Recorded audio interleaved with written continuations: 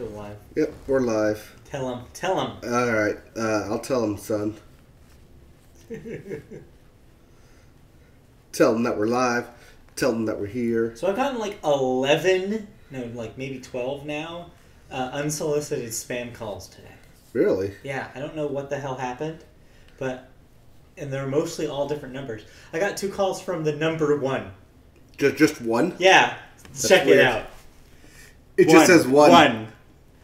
I got a couple 855s. I was like, Alexander Graham Bell is calling me. No, your mama's calling you. My mama's number 1? Your mama's so old, her phone number is 1. 1. They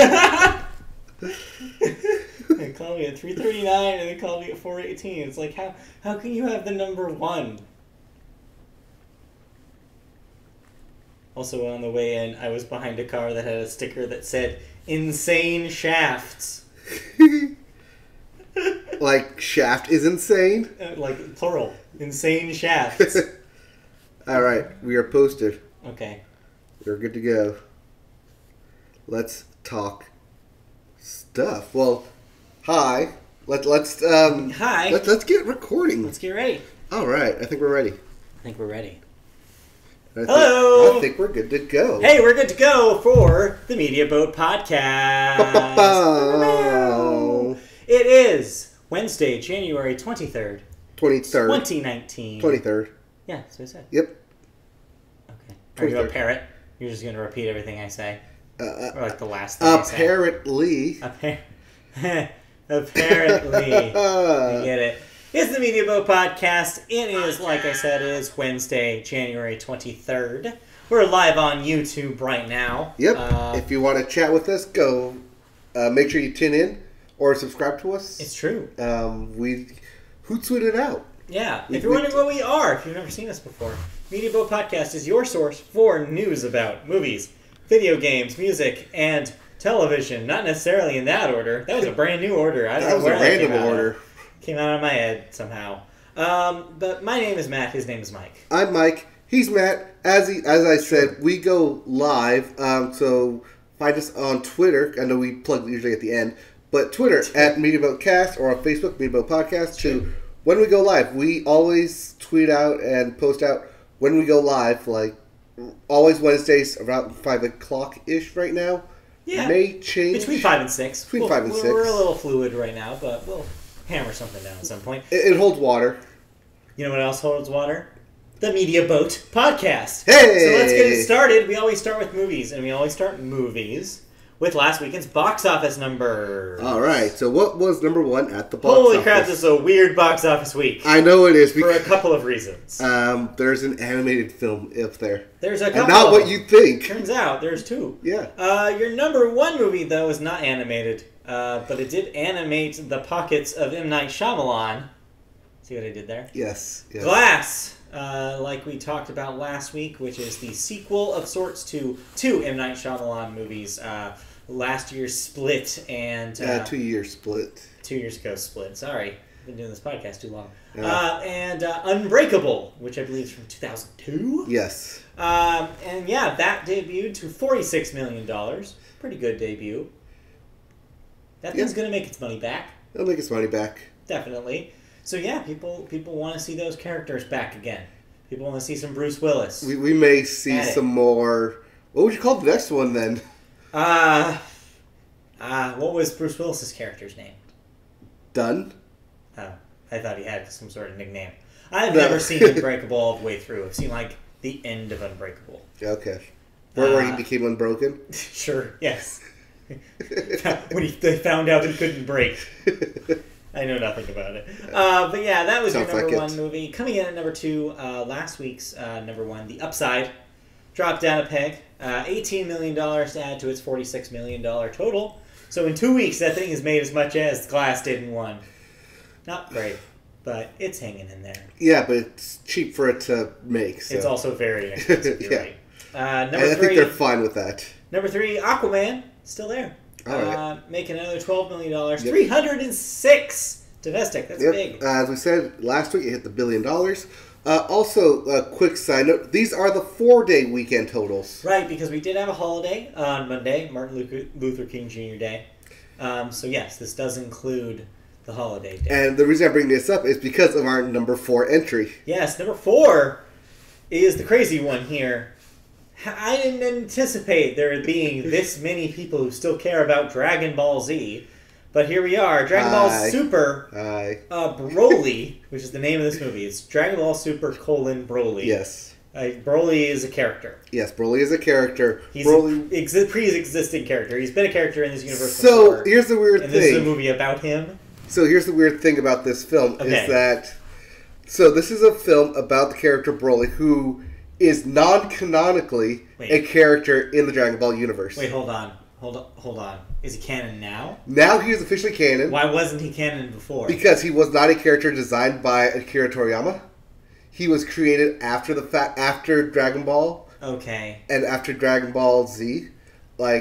Years after it, they wanted to make another film, so they commissioned the film without Toriyama's involvement and created Dragon Ball Z. The Dragon Ball Z film, the legendary Super Saiyan, which was Broly. In it. Yes.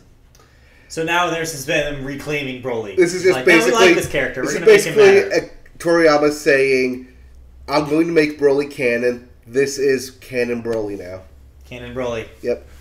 All right. Well, interesting. So yeah, that made $11.9 million, which made it into the top 5 this week, which is crazy. Granted, this is a limited release. This is a limited release film on 5 days. Yeah. Apparently, a lot of fans showed up. Yeah. I'm surprised you didn't see this. I forgot about it. You forgot that it existed. Nice. I also probably was playing at Irvine Spectrum. Yeah, probably was. I mean, I know that's LA releases. I was there on Monday night, but I did not see whether that was playing that night. But what I did see, though, and your number 5 movie, Spider-Man Into the Spider-Verse, got another $10 million, adding to a respectable 161 total domestic. We got listeners. All right. And they're chatting with us. Cool. Good. All right. So that was your top 5. That was your box office. Pretty crazy week. It's pretty good. Upcoming. This is what you have to look for this week in theaters. All right. What am I looking forward to? We have 2 movies. Very different. First is The Kid Who Would Be King. This is the retelling of Arthur, Sword of the Stone, in modern times. Think Percy Jackson and the Lightning Thief. I'd rather not. That kind of family-friendly, world's gonna end, so I gotta save the day because I'm the chosen one type of film. Speaking of... Based off a book series, I assume. Speaking of movies based on kids' book series, you know what I saw a trailer for that confused me to no end? What? What the hell is Artemis Fowl? Oh, you saw that? Yeah, there was a trailer for Artemis Fowl. Yeah. What is That's a Disney thing. Remember we talked about it? Yeah, but what is it? Oh, okay, so it's a book... Is it like Harry Potter? If Harry Potter was a thief. Okay. Yeah. Artemis Fowl is... so the character of Artemis Fowl is a kid who's a thief, or grew up in a family of thieves and gadgets and stuff. Okay. All right, and your other movie coming out this week is Serenity. Not That Serenity. Not That Serenity. Yeah, don't get excited to see Nathan Fillion show up. This is Serenity... parentheses 2018. So what is this? I don't know. Cool. All right, moving on. It said wide release. I've yet to see a commercial for this thing. All right, well, who knows what the hell Serenity is? I'm sure we'll come back to it. Funny enough, there was supposed to be a 3rd release from STX Films, but that got pushed back to next month. Okay. That's a Liam Neeson film. Okay, well, that's it for new releases. So, did you see any movies this week that you want to talk about? We want to do thoughts now or thoughts later? Yeah, we do thoughts after the box office today. Okay, yeah, I didn't see anything. You didn't see anything? Well, I sure did. Okay, although it's kind of old news, so I'll be brief. All right. I saw Spider-Man. Oh, you finally saw Spider-Man. I finally saw Spider-Man Into the Spider-Verse. All right, so is it Academy Award worthy?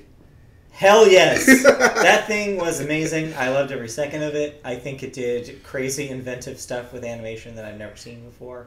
I think from moment 1 to the end of that thing, it was just enthralling. Like, I was so involved with everything that was happening. Everything looked really cool, and it left an impact on me after I left the theater, which is like pretty much the stamp of, that's a good movie. Did you enjoy the different Spider-Man styles? Very cool. Cartoon styles? Yeah, very for very each cool. Spider-Man? Nicolas Cage is the funniest thing in that movie. It's super understated. Like, nobody is really talking about that character, but holy crap, everything that the noir Spider-Man says is hilarious. I thought that was so funny. So yeah, it's amazing. It's so good, and if that doesn't win Best Animated Feature at the Oscars this year, it will be an upset. Like, I can't imagine a world where that doesn't get rewarded. Also, I can't imagine a world where that thing can be made. I think just the whole time I was thinking that. I was like, man, I can't believe they got to make this. This is an actual thing. This is a thing they got to live. It is the most comic book movie that's ever existed. And it's from Sony Animation. Yeah. That's the weirdest thing about this. It's insane that this thing exists. It's like in so many different ways.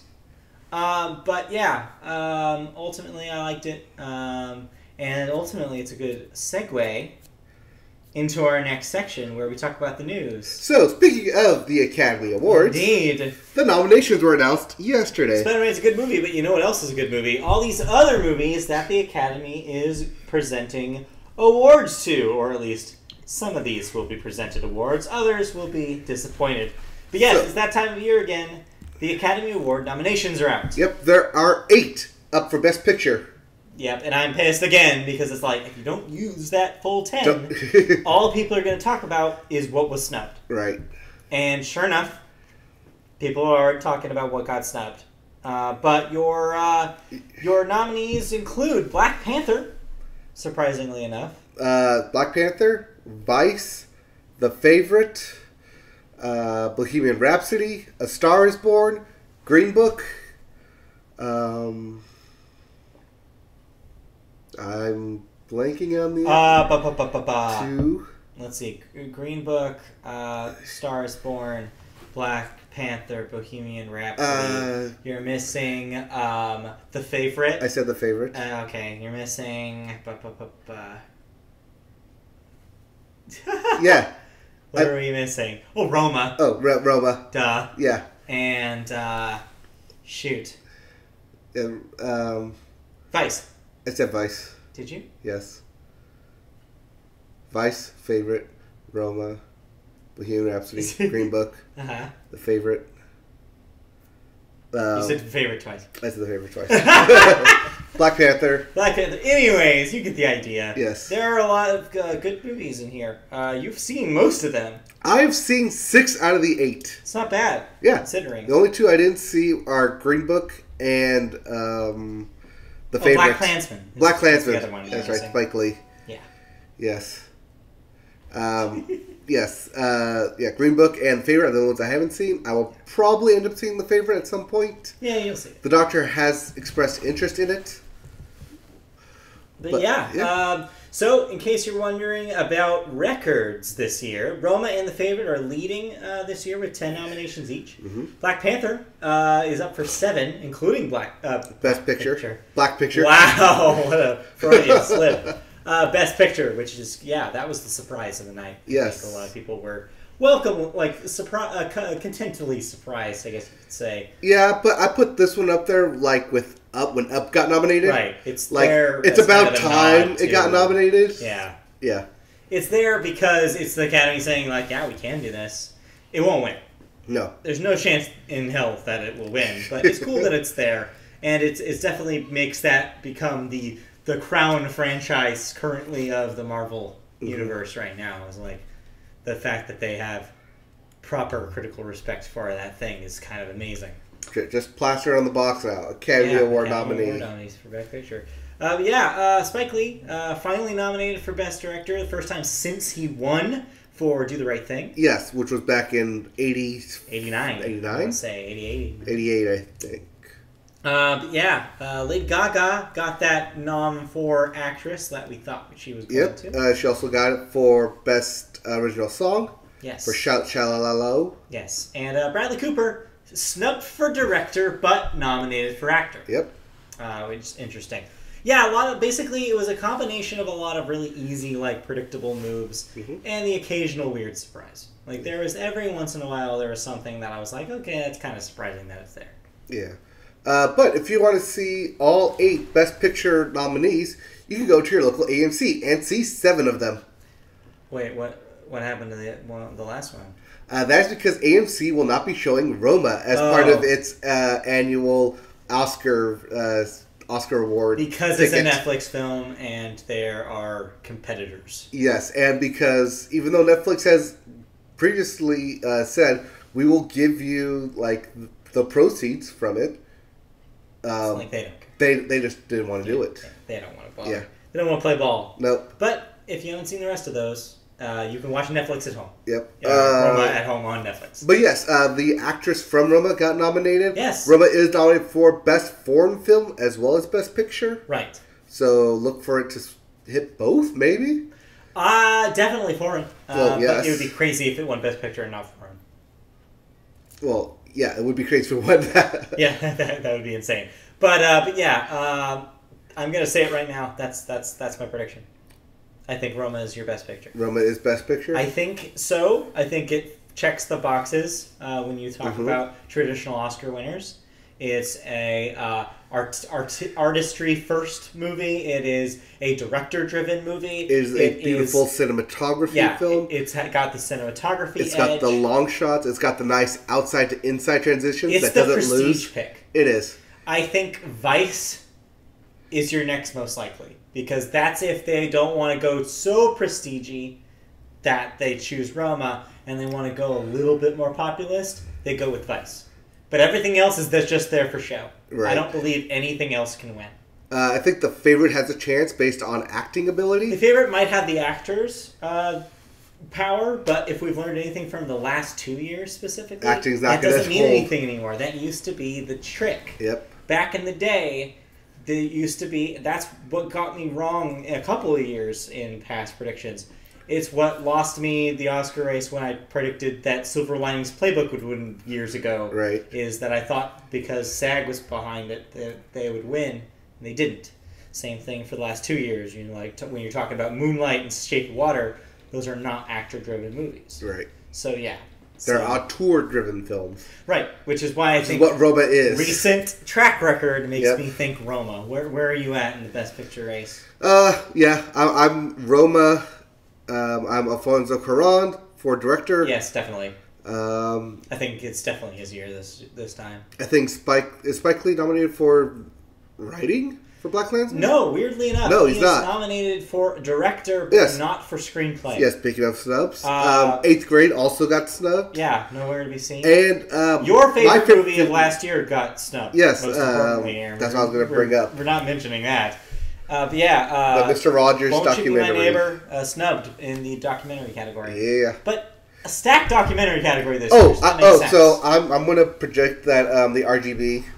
That's my prediction as well. Or RBG, Ruth Bader Ginsburg film's probably going to win that. I think that has the most word of mouth right now. Yep. I think that would make sense, especially politically, which, let's say, Hollywood is nothing but not political, especially now. I mean, it definitely has a chance. Oh, yeah. What else? I think Spider-Man's got pretty much animation on lock here. Yeah. Even though it is going up against Incredibles 2 I think there is a Wreck-It slight Ralph 2. chance that there would be an Incredibles upset here. Which is funny to say Incredibles upset. Because if in a year where Spider-Man was not nominated, it would have been the easy winner. Incredibles would have definitely beat those other movies. But in a world where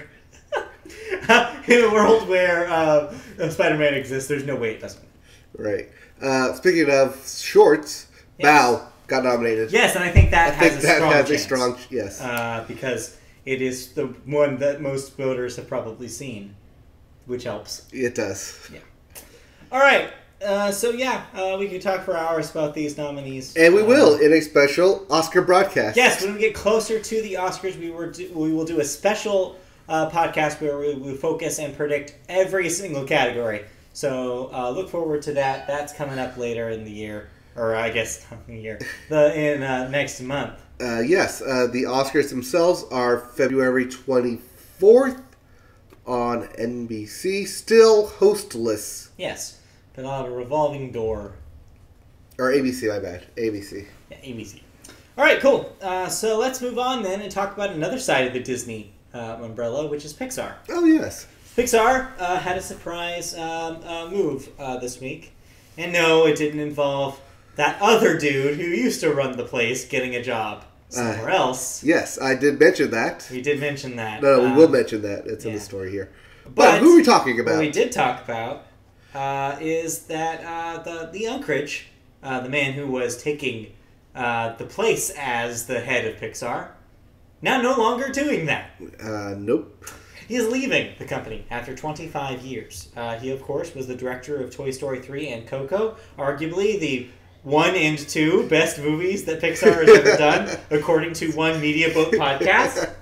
Spoilers. But yeah, of course, he's been with the company since Toy Story 1, where he was an editor. He says, quote, "I'm not leaving to make films at another studio. Instead, I look forward to spending much-needed time with family and pursuing other interests." As you kind of mentioned, there have been rumors of him joining John Lasseter over at Skydance Animation, where he is about to run. But that is not the case. He is just retiring, essentially. He's done. He's going to spend some quality time with his family. Yeah, there's nothing that says he can't come back. No, and who knows? Maybe he'll, be on as a consultant role. I could see. Yes. But for now, I think that it's smart of him to get out on a high. I mean, he directed Coco. Right. It's a big deal. It is. This means that he's not going to be involved in Toy Story 4, the upcoming film. Pete Docter will instead take his place as the pseudo-head of Pixar. Yeah. For now. Which I can see. Makes sense. I mean, Pete Docter brought to you the other huge Pixar franchise, which, of course, is Finding Nemo. So, yeah, it makes a lot of sense that he would be the next in line. Yep. All right. Well, that's it for news then. And we already talked about what we saw, so that means we get to move into... Any other thoughts? No, I didn't see any other new movies this week. I think there any other movie stories I saw? No? I was planning on sitting down and watching I was either going to watch Roma or I was going to watch one of the Fire Festival documentaries. I had time to do neither. So I did watch the Netflix Fire Festival documentary. That's technically a movie. We can talk about that. Okay, we can talk about that, I guess. So technically, I did watch that. I figured you were going to watch at least one of these. Well, I don't have access to one of these. Okay. So I watched the Fire Festival documentary. And the entire time I was watching it, I just kept laughing at it. Not just at what they were trying to accomplish, but at the people who were gullible enough to fall for this. Yeah, just across the board. Just across the board, just failure after another, that people would fall for this thing. It sounded too good to be true, and eventually was too good to be true. For sure. For sure. It's just, mind-boggling how you can just, It's as if Billy McFarland watched The Wolf of Wall Street, took everything you're not supposed to get from the film, and basically became that person. Yeah, he took all the wrong lessons. Yeah. But it's just hilarious of a documentary to watch, and yet also hilarious in how it fell apart, even though he was trying so hard to keep everything together. Yeah. Oh, so stupid. Yeah, it is. There's a dude named McDavid. McDavid? No, McDavid. McDavid. It's like the name David with an M in front of it. McDavid. Anyways. Okay. Cool. Yeah. Is that all you have to say? It's there if you want to watch it. I mean, because we covered this thing continuously as it unfolded. Knew everything. I knew everything as it was happening, so I didn't really gain anything new from watching it. Fair. But it is interesting to see the actual extent of everything that they went into bamboozling these people. Yeah. Okay. Well, that does it for movies. So let's move into television. And we always start television with sports. And of course... Oh, we had a big sports weekend. Big sports weekend as the 4 best teams in the NFL fought hard against each other. Both games went into overtime. Both games ended up with a victor. And who were your victors?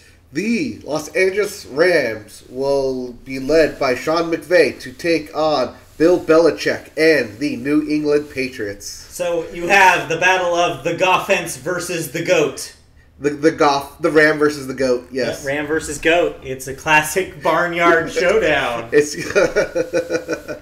yes, the Rams beat the Saints in a controversial game. It wasn't a controversial call. Apparently, to the point where people over in Louisiana are putting up on giant billboards that their game was rigged, and petitions to the governor and petitions to the league to have a rematch this weekend. There's a lot of stupid stuff happening about this. 1, they will not replay the game. No, God no. 2, 1 missed call does not excuse 60-plus minutes of football.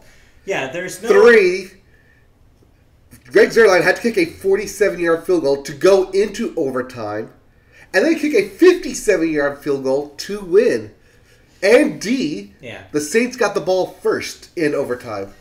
Yeah, as fun as it is to imagine that, if one call had gone a different way, they would have won the game, it's a little more complicated than that. And X, the Saints were on a winning drive, so why are you even throwing the ball in the first place? Run it, if you're that concerned. Yeah, but you got Brew Drees. Yeah, but you got 2 running backs in Kamara and Ingram. Yeah. Well, anyways, then the second game, a little bit more predictable outcome there. You had Tom Brady, who is Tom Brady, or as you put it, he's just a regular dude until, I don't know, 2 minutes left tied, in the game. and you have an overtime situation. Then somebody from the stands say, "Hey, you're Tom Brady," and then he remembers he's Tom Brady, and then he plays and wins the game. Someone has to go remind Tom Brady that he's Tom Brady. And they did, and sure enough, they tied it up towards the end there, the Chiefs. And then, ended up going to overtime with a big win. So, from the ether, yes. from the internet, we have a quote. I rewatched the game this morning. There was a single controversial missed call that was truly horrendous. There are also several other missed calls that favored the Saints. Wow. This meme has actually gone around where there were missed face masks, block in the back, holding penalties galore. But yeah, none of those are something we talked about. The Saints also gave up a 13-point lead. And then your Hall of Fame quarterback, Brew Drees, threw a pick in OT. So yeah, a little rough, for sure. Yes. But... he could have pulled a Brady. But, y'all did. Sorry. That is fair, yeah. They did not make the comeback that they could have there. Right, because when Brady got the ball in OT, he literally engineered that drive for 2 minutes, down 80 yards to score with Sex Burkhead. Sex Burkhead. I call him Sex Burkhead. So I was watching the game with my parents. I couldn't yell that every time he got the ball. You couldn't just yell sex. No, I couldn't just yell sex, even though I wanted to. A man on the television. But yeah, needless to say, despite, wrinkles in both of the games, and despite, unfortunate winners. Yes, the wrinkles in Belichick's eyebrows and froze. It seemed like, nonetheless, both games were very entertaining. They were very close throughout, which is always fun. And that bodes well for the Super Bowl, because you do have 2 superpowers, essentially, against each other. This will be a high-scoring game. This will be a lot of action. I look forward to it. And, hey, LA, we have a team in the Super Bowl. Yes, this is also very poetic feeling, because Brady's first Super Bowl win was against the Rams, formerly of St. Louis. Right. So it would be very weird if this was either the Brady's final bout, his final Super Bowl that he wins, or the one that he loses. I don't know. We'll see what happens. But odds are that this may be his last one. Odds are, yeah. Yeah. But that's just saying his age. He's gonna go as long as he keeps eating that avocado ice cream and keto diets or whatever. Avocado ice cream. Whatever Giselle's feeding him. Yeah, seriously. So so the Super Bowl is, of course, February 3rd. Yep. That will be the big game. We look forward to it. All right, elsewhere in sports, You have Baseball Hall of Fame news. Last night, the Baseball Writers of America got together and voted on who should be in this year's Hall of Fame. And this was kind of a cool day because for the first time ever, there was a unanimous vote. So just think about that. Every single player in the Hall of Fame has never had a unanimous vote. I'm talking Mickey Mantle. Yeah. Hank Aaron. Babe Ruth. Yeah. If Babe Ruth can't even get a unanimous vote, like, who knows? But yeah, a unanimous vote for Mariano Rivera. First time ever. Derek Jeter. Yeah. You know, people you think is like, oh yes, they clearly had a Hall of Fame career, but some writers going to be like, no, I don't think they should get in on the first ballot. But apparently everybody loves Mariano Rivera. He is Enter Sandman. So yeah, he's the man. Also, you have Mike Messina, Roy Halladay, and Edgar Martinez. Do note that those are 3 pitchers and a DH. Interesting. Yes. Also note, not in the Hall of Fame yet, Barry Bonds, Sammy Sosa, Roger Clemens. Those are a little bit of controversial picks, though. I can understand why they're not there yet. But yeah, so there you go. A lot of new players in the Hall of Fame. And then only 4 this year. Elsewhere in hockey news, goalie Tim Howard retires. Not hockey. Goalie. Goalie. I saw goalie and assumed hockey. Yes. Sorry, soccer. Yes, this is soccer. The other sport in which there are goalies. My bad. This is former Secretary of Defense Tim Howard. I get it. I got it. Yes, Tim Howard, soccer goalie. Sorry. Yes. Retires at age 39. Yes, he's been playing with the Colorado Rapids. Appeared in 181 U.S. men's national teams. That's a lot. Yep. Like I said, he was our Secretary of Defense during the 2010 World Cup, right? FIFA World Cup. Yeah. Someone changed his Wikipedia page to say Secretary of Defense. That's fine. Yeah, it's a great thing that I still remember and enjoy. But there you go. Anything else happening in the world of sports? Yes, 2 things. Okay. First off, the Australia Open is still going on. And that's the Open of what? The Open of tennis. Okay, thank you. There's also like the Opening of surfing. Yes. There's lots of opens. Yes, the Australia Open is currently going on. So if you want to watch some balls going back and forth, do I? Get some tennis on. Okay. Also, the first big cup of golf and the return of Tiger Woods is this weekend. I don't think he's been gone for that long, so I don't think you need to say it like he's returning. Well, he's literally the favorite.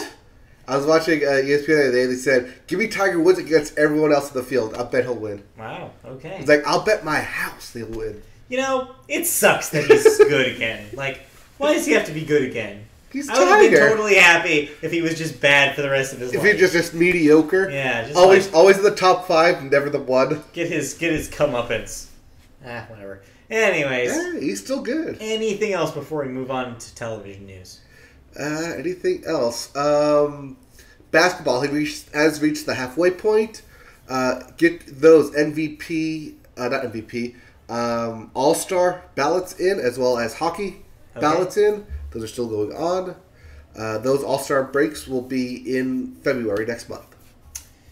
Okie dokie. Cool. All right, let's move on. Tiger got second in the FedEx Cup last year, y'all. Oh, okay. So he's still relevant. Yeah. I'm not saying he's not relevant. He's still good. I'm just saying I don't want him to be good. His glutes are activating again. Watch out, PGA. So if we see Tiger in a red shirt on Sunday, you know it's going to be good. I don't want to think about Tiger Woods' glutes. That's not a visual I wanted. All right, let's Tiger move on. Glutes. That'd be a great. Tiger's glutes. That'd be a Tiger great glutes. protein powder. Tiger I'm just glutes? thinking about Tiger Balm. It works for that guy. Let's move on. Television news. All right, so this is news in the world of television. So this is TV/movies, but mostly TV. Yeah, mostly TV. Yeah. Our first story does involve, as you mentioned, a studio that does work in both realms, in the television and film realms. But we're going to put it in television because this may have a bigger impact long-term wise there. Especially on where it ends up. So yeah, J.J. Abrams' company Bad Robot It's for sale. It's for sale of sorts. It's looking to make a new deal for distribution away from Paramount, their current partner. Yeah, so they've been with Paramount since 2006, the first Star Trek film. Not the first Star Trek film, but the first Star Trek film with J.J. Abrams. J.J. Abrams. Well, no, technically this was robot. Actually, it was with. It started with J.J. Abrams' first film, which is Mission Impossible 3. That's what I was going to say. It's like I thought that predated that. I thought that was an MI3 thing. Yeah, so that predated that, but that was the first film in the franchise. But most notably, Bad Robot does the Star Trek for Paramount. But yes, certainly you've seen the Bad Robot logo attached to things like J.J. Abrams' Star Trek film, Star Wars. Star Wars, although I don't think their logo is on that.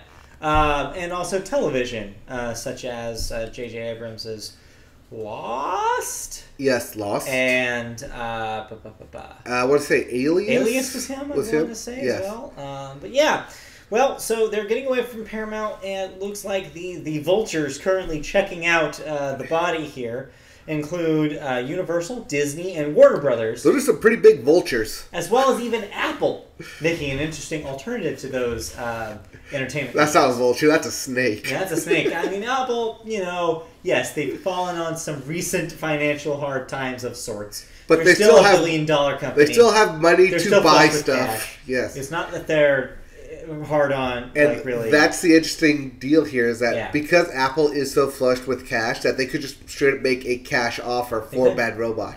So yeah, the deal would encompass all their film, TV, video games, and other media initiatives under the Bad Robot umbrella. Warner Brothers, the current house, currently house their TV division. So they have like an advantage of sorts there. Yes, so even though Warner Brothers houses the TV division, Disney is kind of like helping themselves to J.J. Abrams directly. Disney has Star Wars. Right, an argument with Star Wars, the biggest, probably, media franchise in the world right now. Yep. J.J. Abrams is currently directing Star Wars Episode 9. Which, of course, is Disney's big cash cow for the end of this year. Yes, it is due out at the end of the year. There's no subtitle for it yet. Yeah.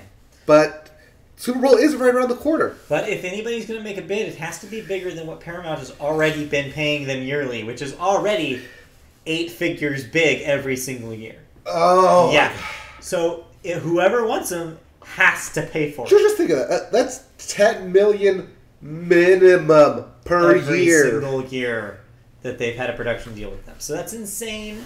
I guess it's up to the biggest wallet to open up here. So who's the biggest wallet? I'd say Disney is the biggest wallet in this discussion. You would think Universal is out. I would say you'd think Disney, but they did just make the big purchase for Fox. They did, but also when you think of the competitors here, Universal doesn't have that kind of money. Well, they do now that they're not going to bid for Fox. I don't even think they had it then. I think they were. I think that was a big bluff. I think that was a big bluff. I don't think Universal ever had that much cash. So, no, I don't think that this is a discussion. I think this is Disney's to buy. I think Paramount is not going to retain them. Yeah. I think Paramount gives up. I think Disney takes it. And I think the J.J. Abrams library is a crown jewel in Disney Plus later this year. That would be... It would make sense. Interesting. J.J. would like the creative freedom, too. Yep. It would give him the opportunity to work on something original. Like an Super 8? TV show for them. Like Super 8? Or a movie, but I was thinking mostly a new television show, a J.J. Abrams television show. It would make perfect sense to put that on Disney Plus. Lost 2.0? God, no. Well, we got that with Manifest, though. Yeah. All right, so, who knows what's going to happen with that. Of course, we'll have more news when it happens. All right. What else do we have? We have a new show. Okay. One of our favorites, game shows. Hey! We love game shows here at the Media Boat Podcast. Which one's this one? This one's a game show called 25 Words or Less. This will be premiering this fall. Will be hosted and produced by Meredith Vieira and 20th Television. Meredith Vieira of The View and formerly host of Who Wants to Be a Millionaire. The syndicated Who Wants to Be a Millionaire, at least the first... I want to say 4 years of its existence. Post Regis Philbin. It got passed on after she broke with the series. I believe after that it was Terry Crews different hosts. Steve Harvey was a host at one point. Steve Harvey hosted it for a brief amount of time. Terry Crews was a host at one point. Cedric the Entertainer? Cedric was... I want to say... This show, in case you're wondering what 25 words or less is, it features two teams of celebrities and civilians facing off in a fast-paced word game with a top prize of $10,000. That seems low. It does seem low when you're talking about millionaire. Yeah. In the beginning rounds of the game, one team member provides clues to two partners to help them guess a list of 5 words using fewer than 25 clues. This sounds passwordy. This does sound like password. In the final round, though, a contestant who has earned the most points has 60 seconds to get his partners to guess 10 words, and they can only use 25 words or less. So it does what it says on the label, folks. This is also a board game you can actually pick up at your local Target, made from the same guy who made Categories, I want to say. Makes sense. That checks out. So I don't know. Sounds like a classic game show format coming into modern times. Not only that, but there's also Fox steering into the game show even more. Yeah. With the Ninja Brain they have coming up. Or Samurai. So this is going to be on Fox. It actually does not say the it's Fox, network here. Oh, yeah, it's Fox. Yeah, okay. That makes sense. Yeah, no, I didn't put that down there. But yeah, no, Fox already has a distribution in 75% of the country right now for it. Yeah. 125 markets. Oh, this is syndicated. This will be syndicated. Got it. That's why you didn't mention That's why it's news. That's why it's news, and that's why you didn't mention network. Because of that very... but yeah, that makes sense. Okay, cool. That's it for television news. Yep. So let's move on into cancellations and renewals, unless you watched any TV, but I doubt it. Did you watch any new television this week? I caught the first half hour of Celebrity Big Brother. Ew. Why? There was literally nothing else on. Okay. Which is why I also turned it off after half an hour. Fair enough. You also watched, but I have not watched. There was an hour-long special for Steven Universe on Monday night. Yes, the series finale. No, season 5 finale. Yes, sorry. Not the series finale. Season finale. Don't scare me like that. It definitely acts like a series finale. It's a culmination, they said, of a lot of things that have been happening, especially this season. Yeah. Is what have they been describing it. It is, however, not the final project. As we well know, there is a television film that is in the works still that will premiere, I'm guessing, later this year. Yep. So the show is by no means over. In fact, they haven't even said that movie is final of any sort. So they're leaving the door open for a lot more possible Steven Universe content. But for now, this is the season 5 finale. Like I said, I have not watched it, so no spoilers, please. But yes, big deal. This definitely wraps up a lot of the storylines they've been building up to. It did feel really rushed in terms of introducing a couple of characters. I mean, but yeah, that tends to happen with that show. It does. That show has that problem because it's like the writers obviously get very excited to show you these new characters. And it's very like, oh, here they are, but we don't really have that much time left in this episode to give you a whole lot of them. Right. Yeah. It's... Even with an hour. Even with an hour, they do cut some of them short. It is a good episode. There's a lot going into it. I do kind of wish it went into a different route in terms of how it ended. But it's well done for a season finale. Well, that's good. Like I said, this could work as a series finale, but... they're not done. Because money. Well, also because there's probably more stories that they want to tell with these characters. Yeah, maybe. All right. Let's move on to cancellations and renewals. Anything else we watched? I don't watch anything else. Did you watch the Brooklyn Nine-Nine yet? I mean, yes. I'm caught up now on the returning shows. But all right. I haven't watched anything of note, I guess I should say. All right. Yeah. Okay, that's it then. No. So cancellations and renewals. We have a renewal at Sci-Fi, The Magicians, coming back for a 5th season. Whoosh. Showtime is bringing back Our Cartoon President for a 2nd season. Also in real life, he is still there. Hulu is ending The First. I guess their show called The First. The First. Canceled after its 1st season. Yep. The Kaminsky Method is getting a 2nd season over on Netflix. That's following its Golden Globe win. Right. For Best Comedy and Musical. NBC bringing Ellen's Game of Games back for a third season. That's a hit show for them. Yeah, it's doing well. Yep. Trial and Error. Canceled on NBC. Officially canceled. Officially canceled. It was off the schedule for a season. This was the John Lithgow show where Kristen Chenoweth supposedly shown like a docuseries, but it was a comic thing. I don't know. Never seemed like that was going to last, and sure enough, it didn't. It was supposed to be like a rotating celebrity cast each season. Yeah. Nothing past season 3. Sci-Fi's anthology series Channel Zero canceled after 4 seasons over on Sci-Fi. Netflix's Grace and Frankie coming back for a 6th season following its current 5th, which I believe just premiered. Okay. That's it for cancellation renewals, so that brings us to deaths. We got 2 deaths this week. A couple, pretty lousy ones. Yeah. First up, comedian Kevin Barnett, age 32, very, very young. Comedian and co-creator of the show Rel. Yes, the new show Rel, featuring Lil Rel. But yeah, notably a writer and a comedian, of course, stand-up, common podcast guest. I've heard a lot about this dude. Uh-huh. So, unexpected, out of nowhere. 39, young. 32 is super, super young. We also had Kay Ballard, age 93. She was an actress in things such as Mothers-in-Law. But yeah, both will be missed. Mm-hmm. All right, let's move on. Okay.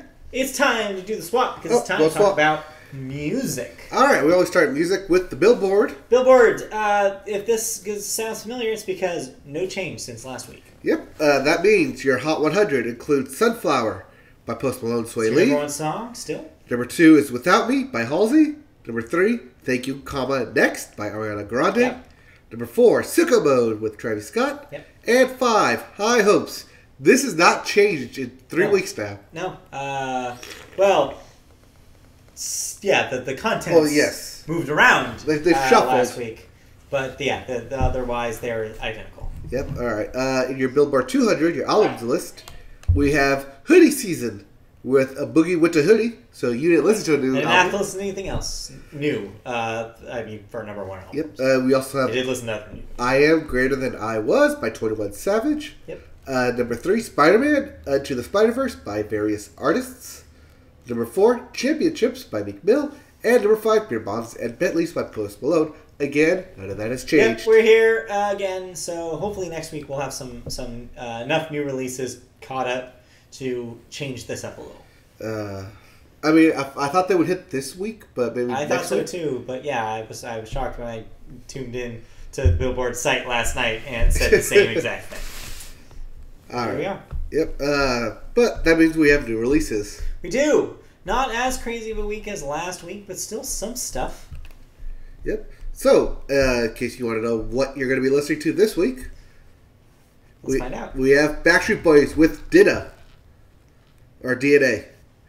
Yes, DNA. Yes. It's a new Backstreet Boys record in 2019. Yes, those Backstreet Boys. Yeah, those. We have Bring Me the Horizon with Amo. I can't. It's not a physical thing I can bring you. It comes, though. What? Though the horizon comes, it rises. Uh-huh. It horizes. It rises. Horizon Zero Dawn. Okay. We also have Fiddlar with Almost Free. Just almost. Almost. They're getting there. Meghan Trainor. Yes, that Meghan Trainor. With Treat Myself. Mike Kroll with Power Chords. Yep. I will probably be checking that out. We have Say Anything. Steven Universe character, Mike Kroll. He was in that episode. Okay. Where they went to the garage show. He's the band. He's the artist they go see. All right. We have... Nope, I don't. We have... Remember Pearl sees the flirts with the pink-haired girl at the show? Oh, yes. Yeah, that's that episode. Oh, that's... They're going to see a Mike Kroll show in that episode. Yeah, it's weird. It's a weird. real person. That's weird. Yeah, isn't that weird? It's a real person in a fake show. Yeah, I know. Weird. All the music in that episode is also his music. That's weird. Anyway. We also have Say Anything with Oliver Appropriate. Uh-huh. We have Swerve Driver. Yeah. With Future Ruins. The Dandy Warhols. Yeah. To play on words there, I guess. with Why You So Crazy. I believe they did the themes, the theme music to Mythbusters. The Dandy Warhols. Look it up. Anyways. I'm trying to think of what that theme was. Like, it was just... It's just like, it's not like... There's no vocals. Anyways, lastly we have Kid Koala with Music to Draw to, Low. Io? Low? Low? I think it's Io, like the moon. Like Io? Oh, like on, off? Okay. Anyways. There's a variety of music to listen to. But we also have a variety of music news to listen to. We do! Yes, let's listen to this music news. It sounds so nice. We're going to talk about it twice. First up, we have Ariana Grande. We do. We mentioned her just briefly. She has a song in the top 5 Billboard charts. Yep. She has provided material for 1,000 memes with the release of the latest track of her 5th studio album, Thank You, Next. So yeah, we had known that this was the road to a new record. Now we have a confirmed date of February 8th. Yep. This is coming immediately off of Sweetener. Pretty close after Sweetener. This will be a whole album, though, featuring, of course, your hit single, Thank You Next, but also a few other fun titles for tracks. Yep, included track titles such as NASA, Ghosted, and Break Up With Your Girlfriend, I'm Bored. That is the last song on this record. That is weird. Yeah, I know. This is all weird. It's all very weird. Also, she continues to write all her track names in lowercase. Except for NASA. Well, yeah, because it's an acronym. Right. Why did she do that? That's weird. Stop being weird. I don't know. She's Ariana Grande. She does her own thing. That's weird. Also, Instagram? What about it? Is that her? I thought we were doing announcements on Twitter. Not Instagram. She does announcements wherever she wishes. But yeah, this is exciting news considering we both really enjoyed Sweetener last year. Yeah, Sweetener was actually a good quality album. That makes me kind of weary that another album's coming out so quickly. So yeah, it's just, the recency is worrying. Also, I think that Sweetener came from such an interesting place in Ariana's life. She was writing it during a very positive relationship that she was in at the time. Yes. And it was based in a lot of, a feeling of positivity. And my worry, especially based on that last track name, I don't want her to lose that positivity.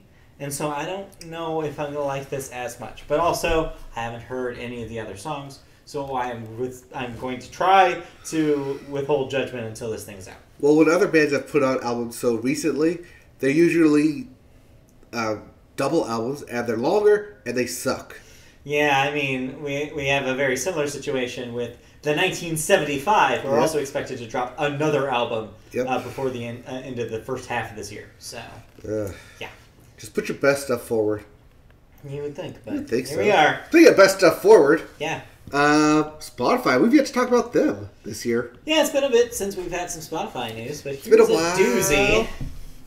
Yeah, so Spotify is making it easier to mute certain artists, including R. Kelly. If you'd like to. If you'd like to. The streaming service has quietly gone wide with features that make it a breeze to block, not a Drew breeze, to block particular artists from automatically playing in personal and curated playlists, as well as charts. So yeah, how does this work? How does this work? Well, to engage this feature, you just simply have to click the Don't Play This Artist button located in the menu for every artist. If you change your mind, you can go back to the same place and hit remove, or what the Don't Play button doesn't do is wipe the artist from your Spotify account, but rather it just automatically skips them. It's an auto skip feature. It's not a I don't want to see this name. It is a this comes up, I would like you to move on to the next song. That's all this does. This is great because I have this in several of my playlists where I'd like to just automatically skip these songs that are in there because it fits the theme, but I constantly don't want to be listening to them. And you can do this by hitting that Don't Play button. Yep. This is a great feature. So here's the thing about this feature. So as you may remember, Spotify was in some hot water earlier, or late last year, when they had briefly considered removing certain artists from their publicized playlists. And what I mean by that was they had removed R. Kelly from their like top hits or sponsored something. Playlists. Any playlist that basically you would have discovered authored by Spotify. Right, but they eventually did add him back into those playlists. So yeah, after some pressure from a lot of both the public and a lot of agents that were basically arguing, hey, if you're going to do that with this artist, why don't you do it with this artist, this artist, this artist, this artist? Basically arguing that if Spotify wasn't going to have a blanket policy for it, that they believed that it was not in good faith to do it for one person. So this is kind of Spotify pulling that back, spending some time really thinking about, like, how can we provide users with the ability to do this without making it a company policy? And you just do it by letting the user choose what they don't want to listen to. So I'm conflicted here. I am obviously a proponent of, if you don't want to see something, you should have the power, the consumer should have the power to remove it. To basically, this is good because it puts the power into the Spotify subscriber's hand. But this goes beyond just you creating a playlist. It's other people's playlists. It's their radio. Right. It's their curated. It's their algorithm that they're basically affecting. You are basically, it gives you the power to omit the existence of something, in a way, even though you can still see it. Right. The problem that I have, and some people also on the internet have expressed about this, is that this is in no way a long-term solution to the actual problem, which is the very existence of this material on their website. It is basically a company saying, we aren't going to tell you what you should and shouldn't listen to. You basically have to make that call. It's a very apolitical move, which, of course, as we've discussed every single time this happens on this podcast, is still a political move. It is Spotify saying we're too scared of the repercussions of actually removing R. Kelly or similar artists from our program and giving them no publicity, that we are willing to still give them the publicity to the people who want to hear it and give people who don't like it the power to remove it. It is a half step. It is a half step that does not change the perception that I and many other people have about Spotify not doing enough. But it's something. Yeah, but it's you and a couple thousand versus the millions of subscribers who still want to listen to Ignition. Right, which sucks. What I'm saying is it sucks that Spotify is is willing to basically be like, well, we have people who don't want to get rid of their Ignition remix, and so we're just gonna give them an option. It's like it's such a milquetoast move. It is. When they could be making a bigger statement here. And that almost did. That's the crazy part, and what makes me most angry is they were so close to doing it. They did it, and then they pulled it back. Yeah, but it was still there. You can still access it. There, you can still do it, but it's a big difference when you actually have to do the effort of searching for something to find it, as opposed to, oh, I see it, I'm going to say no. I don't know. It's a different thing to me. I think what they were doing was way more on the right track. Still not as much as they could do. But overall, this is kind of a cowardly move. Yeah, but it's the right compromise for everyone. If you don't want to listen to it, just do it yourself. It doesn't seem like a compromise to me. It seems like them giving up. It's basically that this is something to be like, all right, fine, we gave you the option. Can you shut up now? Well, yeah, that is their option because they'd rather. I'm saying that's not a good thing. But they'd rather anger 10,000 people than 10 million people by removing it completely. You really think that many people care that much about R. Kelly? That love Ignition remix? That like R. Kelly's music? I don't know. I think that number's pretty big. Well, as soon as you start censoring R. Kelly, then you got to censor everyone related to that. And that's the problem that they had run into before. Right, and that's the problem I'm running into you with this, is that Nobody can censor everyone, so do it yourself. Yeah, but it's eschewing corporate responsibility for user. Yes, and there's the problem for you. It's like corporate. What I'm saying is, I want them to be better than they are now. What color is Spotify's logo? It's green. What else is green? Algae. Muddy speaks. I know where you're going with that. I know you know where you're going. I don't care.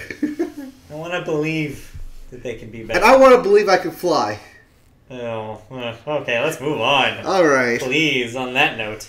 Well, let's talk about stuff that you listen to then. Yeah, so I listened to a couple of records this week that came out. I'll be brief. First, I listened to the new Deer Hunter. Not to confuse with Bass Hunter. No, very different, turns out. But yeah. What'd she say? She's with you, apparently. She's with me. I'm outnumbered. Fine, whatever. Anyways. It's me and the angry Twitter left. I'm not saying you're wrong. I'm just saying that the way Spotify did it was the corporate correct response to it. But it's such a corporate-y response. Okay, we're done. We cannot argue about this. Podcast could be a billion hours long. Okay, I listened to 2 records this week. First, I listened to the new Deer Hunter. Yes. I've been a long-time fan of them. I saw them live once. It was rad. Their new record is a lot like their last one, Fading Frontier, which came out in 2016. It's a very cleaned-up version of their sound, but it still involves a lot of their their trademark riffs and their trademark penchant for jamming, which I love when they jam. It also involves a lot less personal lyrics and a lot more like broad, looking at the world kind of perspective. Very timely, in case you're wondering. A lot of very sad state of affairs kind of thing. But anyways, I also listened to the new Sharon Von Etten record. That's excellent. It's her best album so far, I think. It's a lot of use of kind of dark synths, a lot of really cool atmospheric kind of things. Are you falling asleep over there? No. No. All right. Also, Sharon Von Etten. And Etten, yeah. Yes. But yeah, very, very good. I recommend the track 17. That thing's a banger. I just want to listen to it as the character in the song does, with my top down, my convertible. So yes, it's real good. Your convertible. Real good stuff. Yes, from the chat we have Backstreet's Back, all right, and Seaweed is green too. Seaweed is green too. That's true. Yes. She seems to be making the same argument that you are. I'm not saying my argument's right. I'm just saying that's the argument. I understand where you guys are coming from. I just think they could do better than this. It's a half step to where we need to be. It's about responsibility. It's not about, I get giving it a choice. I'm not saying having a choice is a bad thing. I am obviously on board with that.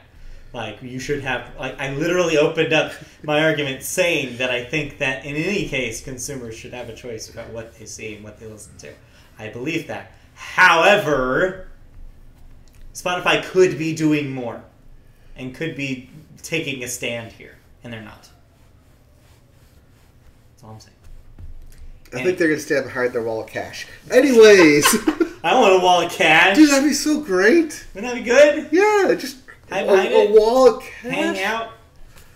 Get some paper cut stuff every time you move against it. Anyways, we have video games. Yeah, we need to talk about video games. We're done with music. Let's move on to something more fun. All right, upcoming. We have Smite for the Switch. Smite's coming out for the Switch, so check that out if you haven't played it. It's I believe this is going to be free. It's been free for the PlayStation and Xbox. It's a pretty fun game if you like those MMO style beat 'em up. Wait, what? Beat 'em up, Smite. Beat 'em ups. Beat 'em ups. Yeah. Yeah. I was like, who are you beating up? Oh, okay. We also have Pikuniku. One more time. Pikuniku. There you go. For the Switch and PC. Nailed it. Resident Evil 2 for PlayStation, Xbox, and PC. And Speaks and the Cursed Mummy for the Switch. Sphinx, the Cursed Mummy. So your big releases, of course, the Resident Evil 2 is a remake of the classic Resident Evil 2. Right, but updated in HD. Yep. But that's not the biggest release of the week. Come on, take it away, Mike. How excited are you? You finally get to say this. Come on. Okay. Say it. For 17 years, I have waited for the end of this conclusion to finally come. In 2002, a game came out that changed my life. I'm getting them all set up. In 2006, the sequel was released. Yeah. And then we've waited, laying in dormant, in secret, hiding on message boards, contemplating when this game would be released. And we got it. A trailer in 2013, when the PlayStation 4 was first announced that this game would be coming. In 2013. It is 2019. The PlayStation 4 is currently on its way out, I want to say. It's past its midway. Rumors are to be believed, yes. Yes, it's past its midway cycle, and we have yet to have this game. So that was 6 years ago. Until now. 6 years and 2 engines ago. And re-releases, and remakes, and compilation packages. And this thing has gone through the PS2, the Vita, the 3DS, the PS3. It's been a long time coming. It feels weird that it's actually here now, because it's like the thing that's never gonna happen, and yet it's finally here. It's literally days away. Of course, talking about Kingdom Hearts 3. Yeah, it's a game. It's real. It's real. Out. You're going to be able to play it. Like, that just seems insane to be able to say that. Dramatic AF. Calm down, Mike. I know. You gotta really... This is your lifeblood, though. This thing has been around for over half my life. You love very few things more than Kingdom Hearts. Maybe the Colts. My doctor. Yeah, your doctor. Like yes. That list is like, it's in top 5. Oh yeah, it's in top 5 up there. You love Kingdom Hearts. I do. So yeah, this is the release. This will be, of course, widely covered next week because we'll be able to get our whole hot hands on a copy of this. I've been avoiding stuff online for the past week because there was a quick thing about leaks being announced. I was like, okay, I'm done with you. Yeah. I'm done reading all your theories and hypes and posts and stuff. For the past 3 years, I've been analyzing every trailer that's dropped, replaying every game, purchasing every HD remake, playing through them, 100% of them. You saw me 100% of them. Yeah, it's true. So are you ready? Do you feel ready? This thing's going to consume my life. Yeah. So if it hasn't already. So yeah, starting Tuesday, launch day. Monday. Monday at 9 p.m. Okay, Monday at 9 p.m. You will be on twitch.tv/MediaBoat streaming this? Yes, I will be. Okay, I'll be tuning in. I want to see how this thing starts. There are tears streaming down my face. This thing is here. It's here. But that's not the only thing we need to talk about. There's other things that we need to talk about for video games. What's going on in the world of video games? I don't know. I can just talk about Kingdom Hearts 3 and everything. No, we'll be back to, like I said, we'll talk about Kingdom Hearts 3 next week when we know what the actual thing is. From the chat, I'm surprised I'm even on the same list as something he reacted to so ridiculously. Hey, you know what? Yes. We're always surprised. Like you said, this thing has been a part of my life. Like literally from 2006, I've waited for the release of this thing. Yeah, it's been a long time coming. 13 years. A lot of people are just as jazzed as you are. But we will talk more about Kingdom Hearts next week. We gotta move on. Okay. Well, if you want to watch me play some Kingdom Hearts, you can watch it on Twitch. But you know what else is happening on Twitch this week? Something very, very good. Not games done quick. No, that happened. That was cool. This was a different kind of Twitch stream. This is one for a different kind of cause. This is Twitch streams for trans rights. Yeah. So, Homer Guy. So, H-Bomber Guy is, I think, how you're supposed to say that. Whose real name is Harry Bruce. Yeah. Was raising money for Mermaids. Mermaids is a UK-based non-profit that supports children with gender dysphoria. Yeah. Okay. Basically, the feeling that one gets if they're questioning the gender they are, or do not feel comfortable mentally or physically in the gender that they were assigned. You know, and that's what usually is the catalyst for when trans people decide to do what they do. Well, Bomber Guy decided to stream the classic Nintendo 64 platformer Donkey Kong 64. Yeah. A game he regretted never beating as a kid. Regret's a strong word. It is. I have also never finished Donkey Kong 64. Will I? No. No. But by the time the marathon wrapped up, 58 hours later... Yeah. So this is a continuous 58-hour stream then? Yeah. Yeah. Wow. With breaks. Yes. So he 100%ed the game. Yeah. And personally raised $340,000. That's a big chunk of change. Yes. U.S. Congresswoman Alexandria Ocasio-Cortez made a surprise appearance during the stream. Yeah, an actual congressperson showed up on the stream. Wow. Somebody, I guess, mentioned her in a tweet about it. She saw it on Twitter. She jumped on the stream for a while. She talked about her experience with video games. Apparently, it's not super in-depth. Yeah. She said that growing up, she had a friend that had an N64, and she used to go over there and watch him play games all the time. And she said, quote, that she believes that it's probably the greatest system of all time. The N64? Which is the most of her generation thing. Note that she is around our age. I would say the PS2, because it outsold it. Hey, I'm not going to put words in her mouth, so I'm just saying what she said. Well, anyways. I'm also saying that because Kingdom Hearts 1 and 2 came out on that we know where your alliance lies. But anyways, I thought this was a cool, positive story in a world where we need more of these. And I thought it was really, really cool to have such influential figures in our government show up and support a cause like this. Yeah. Well, she's very heartening. She's also very on top of the whole Twitter thing. She is.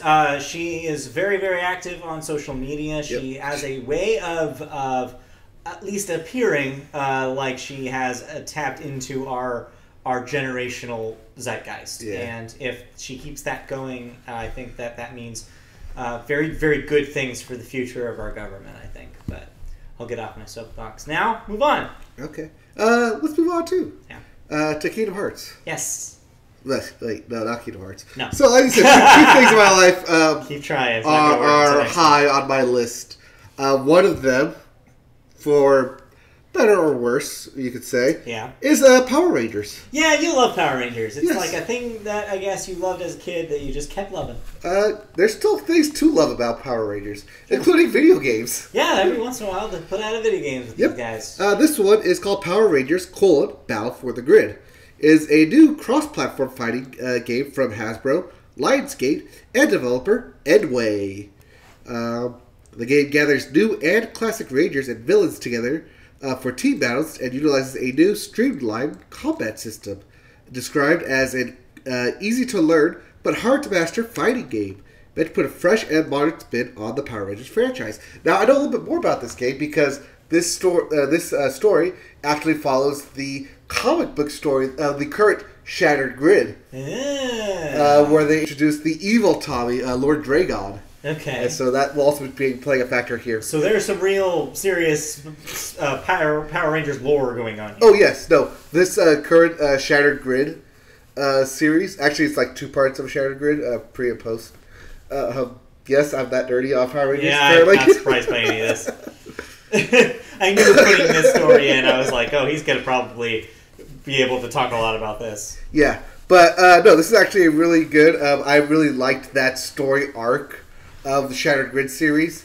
I really hope this video game turns out really well with it. I did play, if you note, the mobile game for Power Rangers. Yeah. But was saddened that it mainly featured the most recent seasons and none of the previous ones. Or at least it did have classic characters, but under a paywall. Oh, yeah. Definitely under a paywall. But yeah, no, Shattered Grid is an amazing series. If you want to check that out at your local comic book store or on Power Rangers directly through comic book webcomics as well. Cool. But yeah, that's a really great story. Cool. Awesome. Then I'm glad that's something to look forward to. Now, when it says multi-platform, do you think this will be mobile and possibly like downloadable on like consoles? This is the picture. I think here says it here. So it'll be PlayStation, Xbox, Switch, and PC or Steam. Oh, so this is not mobile. This is strictly console and PC. This is console, PC, and Steam. This is an actual. Okay. This is an actual like platform game. This isn't some mobile BS. I thought it was a fighting game. Yeah. Wait, is it a fighting platform game a la Super Smash Brothers? Is that what they're going for here? Super Smash Brothers, kind of a Power Stone kind of thing. No, think more like 2.5 to 2.5D. Kind of graphics. All right. Okay. It's a side scroller.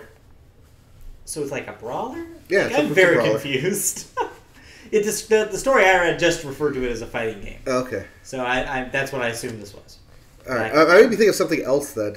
Maybe you are. Because last year they had a Power Rangers series or video game come out that was 2.5D. Oh, maybe. Side scroller beat 'em up. Okay. Well, I don't know. But I guess we'll find out when this thing comes out. Yeah, we'll find out. Exciting times. All right. So that brings us to thoughts then. It does. Did you play any video games this week? I pseudo watched the end of Red Dead Redemption. Getting there. Okay. That's going to be wrapping up at my place by Monday. All right. Because it has to be. It has to be. You're taking over that television. It's yours. If my enthusiasm has not made that abundantly clear at this point. That's going to be your territory right there. Yes. But no, I'll be wrapping up the end of Red Dead.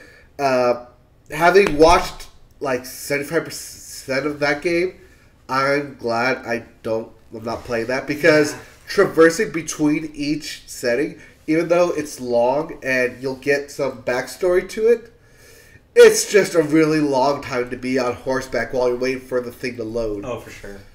Or while you're waiting to get from point A to point B. Yeah. And sure, they're giving you some backstories, but unlike with God of War, where it was interesting stories while you're listening to it, they don't quite have that here. It's not quite as engaging. Just you and nature. You and cowboy nature. Yeah.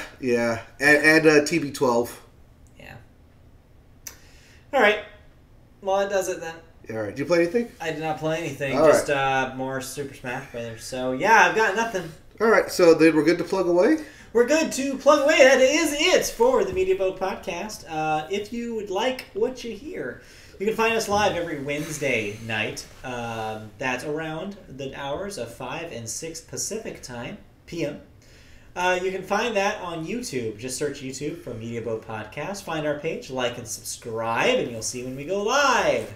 You can also hear the audio version of our podcast on podcast services like Apple Podcasts. Just search Media Boat Podcast. You'll find us there. I said podcast a lot. Yeah, you did. Right there. Or any other devices that give you those glorious podcasts. Just type in our name and you'll find us. You can also find us on social media. We're on Twitter at MediaBoatCast. Facebook, search MediaBoat Podcast. You'll find our page. Twitch.tv. We'll be streaming Kingdom Hearts 3 starting Monday night at 9 p.m. Pacific time. Yep, Twitch.tv/MediaBoat. Yep, waiting for that East Coast 12 o'clock midnight to unlock it. So check that out then. You can also find us on Patreon, where you can help us out with money. As little as $1 a month can help us make content even better than it is.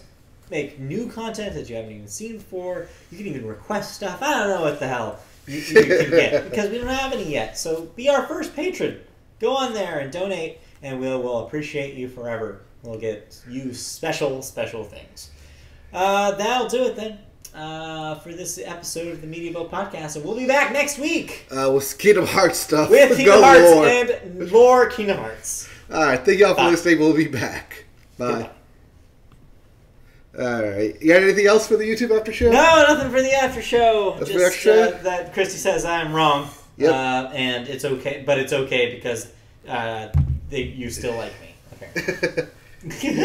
you still like her? Or I still like she you? says we still like you. Oh, we as in me and her still like you. Yes, the royal we. The royal we. Yeah. Sorry, I went on a bit of a rant there. I could go on we all longer for that, too. We all did. It's okay. This is a big build-up. It's a big thing. Well, it'll be bigger next week. We need to talk about I hope it doesn't disappoint. Jason Mraz Bear. All right. No. There was a Jason Mraz All right, Bear. we're out. Bye. Bye.